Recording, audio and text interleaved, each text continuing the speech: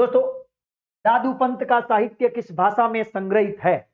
बात दादू पंत की चल रही है, दादू दयाल जी की चल रही है, और वो भी साहित्य पूरा का पूरा जो लिखा है वो किस भाषा में है? मारवाड़ी में, मागड़ी में, मेवाती में और ढूंढाड़ी में। दोस्तों, इस प्रश्न का जवाब नंबर 4 बिल्कुल सही है, ढूंढाड़ी होगा। दोस्तों, ढूंढाड़ी के लिए एक और शब्द भी काम में लिया जाता है, सद्धूकड़ी। याद रखें, इसे सद्धूकड़ी भाषा भी कहते हैं।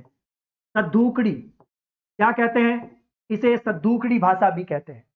दोस्तों, दादू दयाल, हम दादू दयाल के बारे में बात करते हैं, इन्हें राजस्थान का कबीर कहते हैं। राजस्थान में भक्ति आंदोलन के जनक यदि पूछा जाए तो दादू दयाल ही है। वैसे तो इनका जन्म गुजरात के अहमदाबाद में हुआ 1544 में, लेकिन ये चले गए वृंदावन, और वृंदावन से घूमते घूमते राजस्थान आए। राजस्थान में कई सालों तक जयपुर में रहे और फिर सांबर चले गए। सांबर में 1574 ईस्वी में, क्या गजब की बात है, बहुत आया क्वेश्चन कई बार। 1574 में सांबर नामक स्थान पर इन्होंने दादू पंथ की स्थापना की थी। वर्तमान में भेराना पहाड़ी नारायणा गांव में इनका बहुत ही प्रसिद्ध मंदिर बना हुआ है। यदि मौका मिले तो आप जरूर जाके देखें। दोस्तों, यानी नारायणा जो गांव है, यहां पर भेराना पहाड़ी है। दोस्तों, इस स्थान की बात करें तो ये चारों ओर से पहाड़ियों से घिरा हुआ है।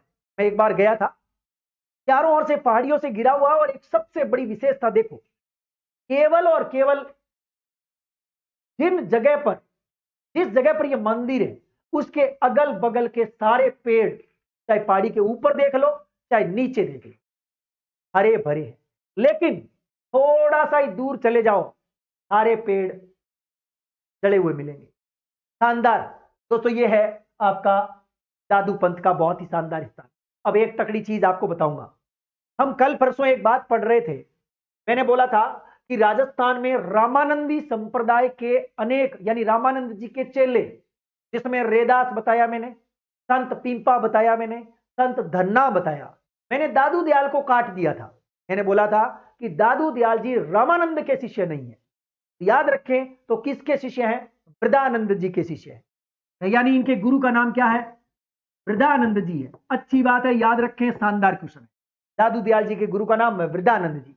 दोस्तों, दादू दयाल जी ने बहुत ही शानदार शानदार रचनाएं लिख डाली है, जिनमें सबसे इंपॉर्टेंट है संत गुण सागर। दोस्तों, एक रचना है संत गुण सागर, कई बार आया है संत गुण सागर। नाम माला, नाम माला, नाम माला, लीली पर्ची। दोस्तों, ये भी इनकी रचना है, लीली पर्ची।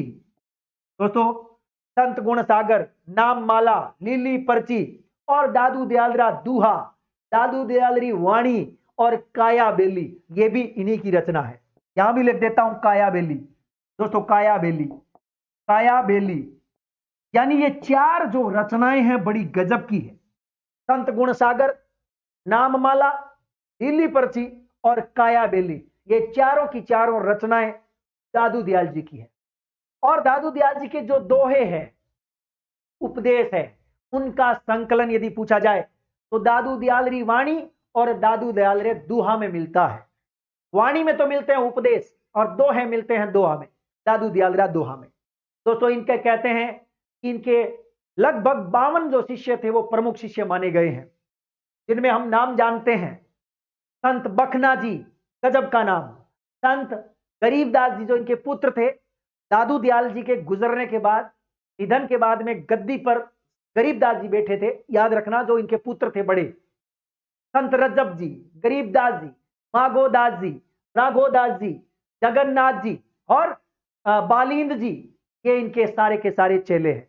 हाँ, बालिंद जी, हाँ, मिस्किन दास भी आया था थोड़े दिन पहले, और संत दास भी आया था। दोस्तों, थोड़े दिन पहले संत दास भी आया, मिस्किन दास भी आ चुका है। याद रखें, मिस्किन दास भी इनका शिष्य है। तो इस प्रकार से ये दादू दयाल जी थे। दोस्तों, दादू दयाल के बारे में एक और इंपॉर्टेंट चीज है, इनके शिष्य मैंने अभी मागोदास और राघोदास बताए थे आपको।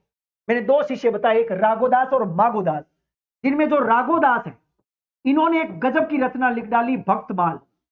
दोस्तों, भक्तमाल नामक रचना किसकी है? राघोदास की है।